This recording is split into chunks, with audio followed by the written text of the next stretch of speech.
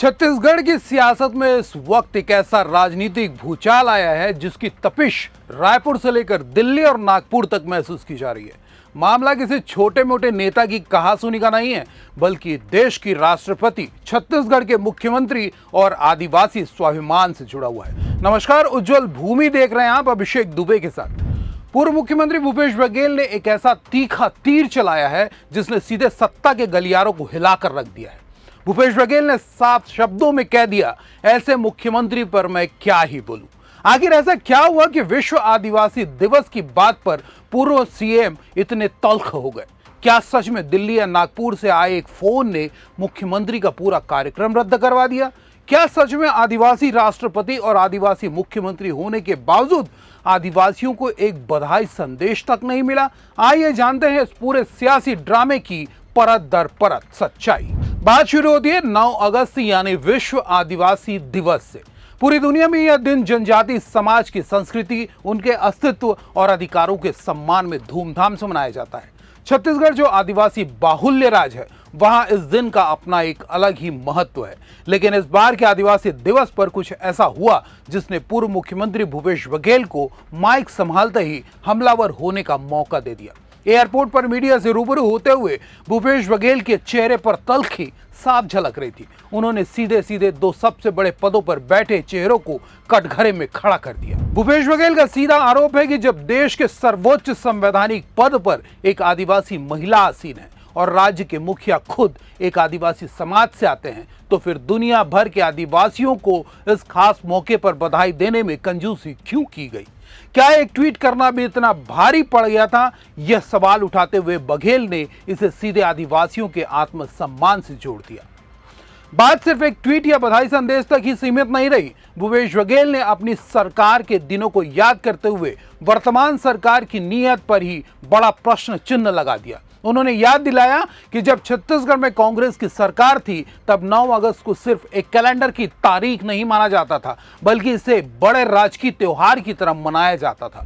बघेल ने कहा कि हमारी सरकार थी तो हमने 9 अगस्त को विश्व आदिवासी दिवस बहुत धूमधाम से मनाया था, सार्वजनिक अवकाश घोषित किया था। अब इनकी हिम्मत नहीं पड़ रही है कि उस घोषित अवकाश को निरस्त करें, जो इनके मन में तो है। भूपेश बघेल ने यहाँ एक और तीखा तंज कसा। उनका कहना है कि कांग्रेस सरकार ने तो आदिवासियों के सम्मान में 9 अगस्त को सार्वजनिक अवकाश घोषित कर दिया था। अब मौजूदा बीजेपी सरकार के मन में तो इस छुट्टी को बंद करने की बात है, लेकिन वे डर के मारे इसे निरस्त करने की हिम्मत भी नहीं जुटा पा रहे हैं। तंज कसते हुए बघेल ने कहा कि छुट्टी तो रद्द नहीं कर पा रहे हैं, लेकिन इस दिन को मनाना भी नहीं चाहते। आखिर ऐसी क्या मजबूरी है?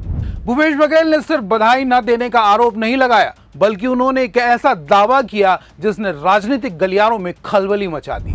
बघेल ने दावा किया कि जब विष्णुदेव साय के मुख्यमंत्री बनने के बाद पहली बार विश्व आदिवासी दिवस का आयोजन किया गया, रायपुर के इंडोर स्टेडियम में उनका एक बड़ा कार्यक्रम तय हुआ था, शासकीय प्रोटोकॉल तक जारी हो चुका था, पूरा अमला तैयारी में जुटा था, लेकिन फिर अचानक कुछ ही देर में पूरा का पूरा बना बनाया कार्यक्रम रद्द कर दिया गया। इंडोर स्टेडियम जाने का प्रोटोकॉल जारी हो गया था, लेकिन कहां से अदृश्य ताकतें हैं, चाहे वो आरएसएस कार्यालय हो, दिल्ली दरबार हो या नागपुर से फोन आया हो, लेकिन बना बनाया कार्यक्रम उन्होंने रद्द किया। भूपेश बघेल ने सीधे सीधे यह आरोप मढ़ दिया कि राज्य के मुख्यमंत्री अपनी मर्जी से फैसले नहीं ले पा रहे हैं। उन्होंने सवाल उछाला कि आखिर वो कौन सी ताकतें थी जिनके एक फोन कॉल पर मुख्यमंत्री को अपने ही समाज के सबसे बड़े दिन का कार्यक्रम रद्द करना पड़ा। क्या संघ कार्यालय या दिल्ली के निर्देश पर यह सब हुआ? इसी बात पर झल्लाते हुए भूपेश बघेल के मुंह से निकला, ऐसे आदिवासी मुख्यमंत्री राष्ट्रपति हैं जो आदिवासी दिवस पर बधाई तक नहीं दे पा रहे हैं। ऐसे में मुख्यमंत्री पर क्या ही बोलूं। एक ट्वीट करके धन्यवाद भी नहीं दे पाए। आदिवासी दिवस को सार्वजनिक अवकाश हमने घोषित किया है।